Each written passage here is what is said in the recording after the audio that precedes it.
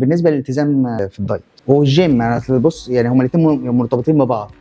بعمل دايت لازم انزل جيم ولازم انزل مقاومه، يعني برضه ما حدش يقول لك انا بعمل دايت وانزل حديد بس، لازم يعني الثلاثه ماشيين مع بعض، ما ينفعش اعمل حاجه وما اعملش حاجه في الثلاثه. بص، بعد اسبوعين من الالتزام في الدايت والتمرين بيبان يظهر على جسمك، يعني من الاسبوع الثالث بيبان عليك اللي انت عملته قبل كده.